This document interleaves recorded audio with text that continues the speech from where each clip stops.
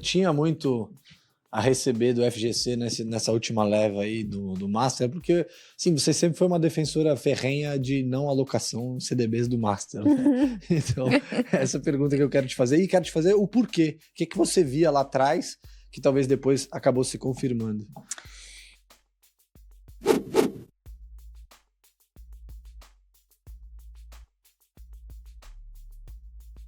Então, é que o Banco Master, ele mudou muito ao longo do tempo, né? Ele sofreu aí algumas reestruturações, porque antigamente era uma financeira, a financeira Sim. máxima. E vinha de alguns resultados de prejuízo, né? Anos e anos de prejuízo. Quando a gente vai investir num banco, a gente quer um banco que ele seja muito bom na sua área de atuação. Então, se é um banco, por exemplo, que empresta para devedores mais arriscados, não tem problema. Ele pode ser o nicho dele, né? O nicho dele é emprestar para pessoas mais arriscadas, tudo bem, mas aí ele tem que compensar com um spread maior, né? Com um retorno maior, tal, que ele consiga captar ainda a uma taxa razoável, uma alavancagem proporcional. Por exemplo, o Daicoval, eu sempre dou ele como exemplo, porque ele é um banco que empresta para empresas mais arriscadas. É diferente, por exemplo, de um banco ABC, que ele pega o corporate também, mas um corporate mais seguro, né? Ele é uma alternativa que as grandes empresas têm, a Itaú, Bradesco, são boas empresas. Daicoval não, ele vem naquelas empresas um pouco mais arriscadas que não conseguem empréstimo nos bancos tradicionais. Só que é uma estratégia muito bem feita, porque daí ele pega mais garantias, né? Ele cobra um spread maior, e aí ele consegue rentabilizar o balanço dele há anos dando lucro, há anos com Basileia controlada, com PDD controlado, anos trabalhando muito bem naquele nicho que ele trabalha. Uhum. Enquanto o Master, não, ele emprestava a carteira de crédito dele era mais arriscada, só que ele não conseguia rentabilizar o seu balanço, então a gente não recomendava por conta disso. Mas eles tiveram uma reestruturação e passaram a ser um banco digital com captação aí no Brasil inteiro, nessa onda de digitalização bancária e tal, que teve várias financeiras também fizeram isso, o próprio Inter, né? Sim. Que era um intermédio, fez isso e com muito sucesso. Mas tiveram outras empresas também que fizeram e não tiveram tanto sucesso assim. E aumentaram muito o PDD, enfim, tiveram vários problemas. E o Master era um banco que a gente falava assim, olha, acabou de fazer essa reestruturação, a gente ainda tem que ver o que vai acontecer e tal. E nessa reestruturação, eles passaram a ter uma carteira que era 80% precatórios. E precatórios federais, então você não precisava fazer nenhuma provisão, né? Porque precatórios federais eram considerados duplo A, né? Então você não precisava provisionar pagamento, o PDD. Então você não tirava nada do lucro para, eventualmente, se não pagasse, você não prejudicar o seu balanço. Então, eu achava isso muito arriscado, né? Como é que eu vou investir num banco que a maior parte da carteira é precatórios? Tem uma exposição direta, querendo ou não, ao governo, né? Ao governo, e era quase um private equity aquilo, né? Assim, era... Ele comprava a carteira de precatório de todo mundo, colocava para dentro e...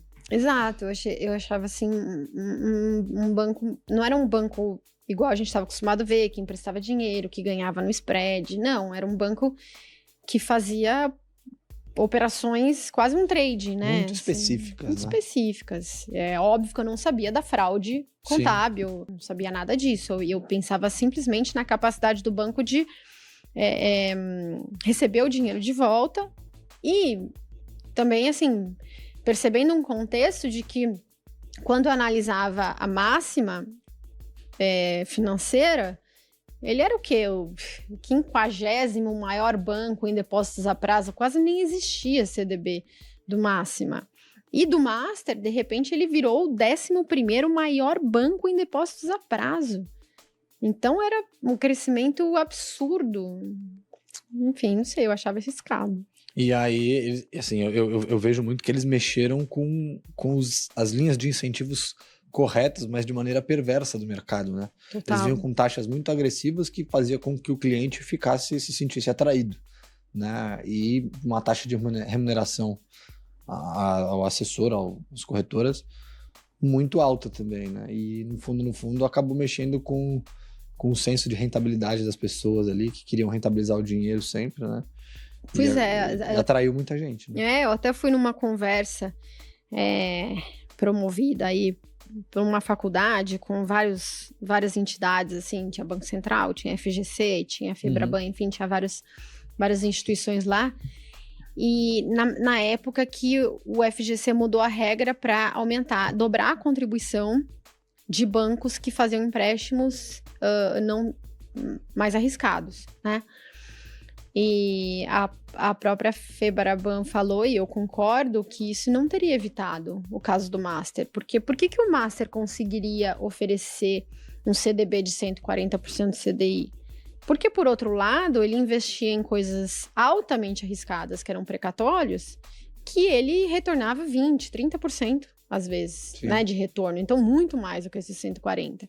Então, mesmo ele captando a uma taxa cara, ele investia num negócio tão arriscado que ele conseguia, né, conseguiria, teoricamente, em tese, rentabilizar. Isso tirando a parte das fraudes. Então, não mudaria nada o caso do Master. Se ele dobrasse de 0,01% para 0,02%, ele continuaria captando. Isso não teria inviabilizado nada o que aconteceu.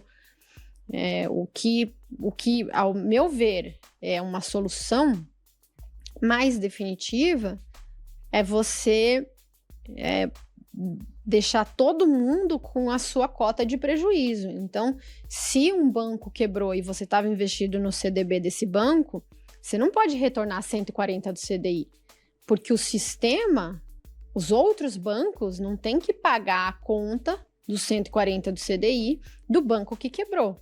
Então, eu acho isso um grande absurdo. Eu acho que se o banco quebrou, você recebe seu capital de volta, no máximo corrigido aí pelo CDI ou corrigido pelo IPCA, mas não remuneração exorbitante, né? Porque aí fica inviável os outros pagarem a conta disso. Acho que algumas mudanças de regra têm que ser feitas para evitar que isso aconteça, mas por enquanto eu não vi nenhuma regra que você olha e fala assim, agora sim, isso nunca mais vai acontecer. E para o cliente final, qual que você acha que é o grande aprendizado que fica depois disso que aconteceu com o Banco Master, né? Porque assim, eu olhando, eu acho que existe também alguns aspectos positivos, a gente viu realmente da solidez, da confiança que você pode ter no FGC, mas também tem alguns outros fatores que são importantes de serem levados em consideração, investir num CDB que em tese seria a classe de entrada ali da maior parte dos investidores em renda fixa, né? Eu acho, para mim, né, assim, o que fica é a instabilidade jurídica brasileira. Porque eu te garanto que todos os assessores que falavam, não, o FGC vai garantir com certeza e tal, a hora que foi para o TCU, todos eles ficaram apavorados. Apavorados, porque o TCU ia barrar a liquidação, né? E postergou, inclusive, o tempo de pagamento. Então, você tem uma situação no Brasil tão... assim, não dá para você contar com o FGC, não dá para você... Assim, olha as regras, né? Olha os interesses envolvidos. Não dá para você contar com uma seguradora.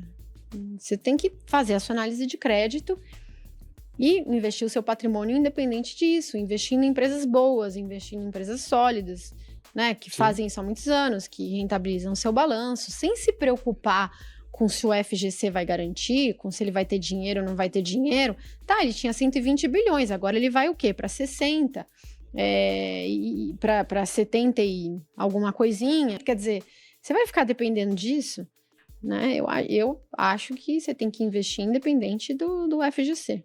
E tem um outro ponto que é importante, que é você não deve terceirizar ou se eximar do trabalho de fazer o dever de casa, né? De fazer uma análise de risco de crédito, como você comentou.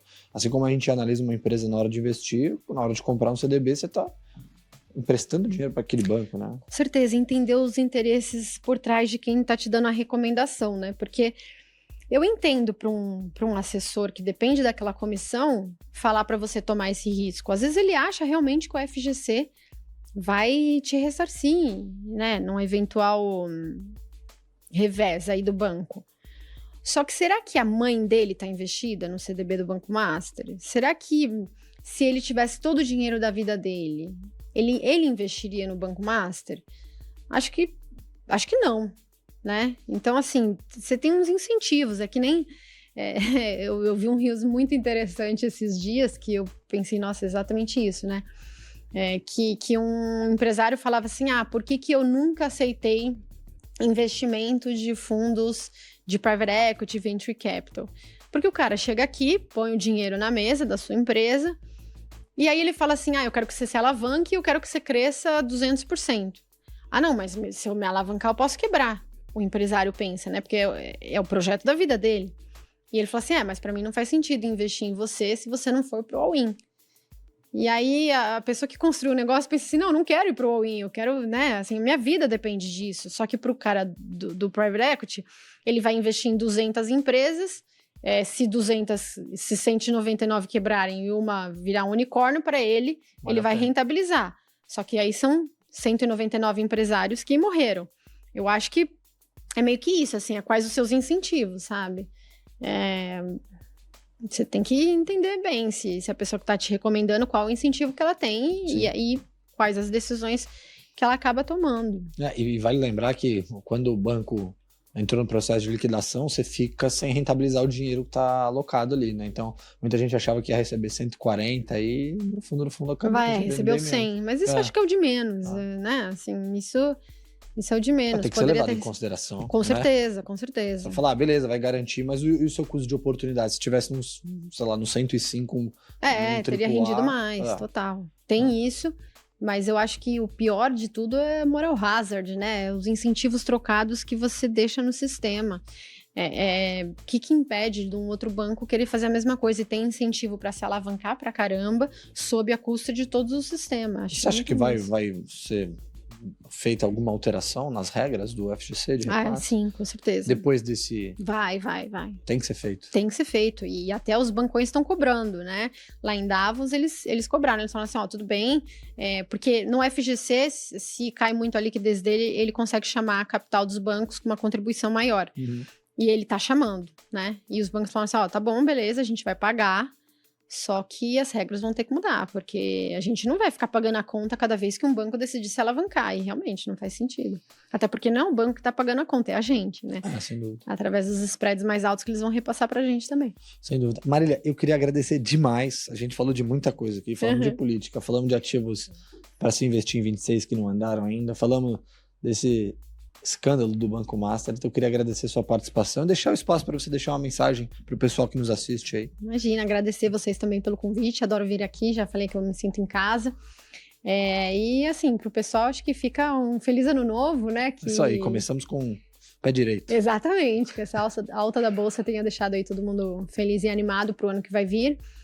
Mas que também enfrente essa alta com cautela, né? Entendendo que é um ano eleitoral, que ainda tem muita coisa para acontecer e sempre procurando riscos-retornos que fazem sentido, né? Às vezes eu acho que o brasileiro se anima, essa alta vai acontecer para sempre, ou essa queda vai acontecer para sempre, e nem tanto o céu, nem tanto a terra.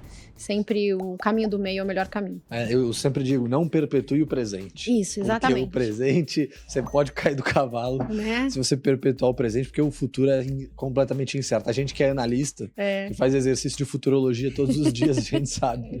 Não é mesmo? É isso aí.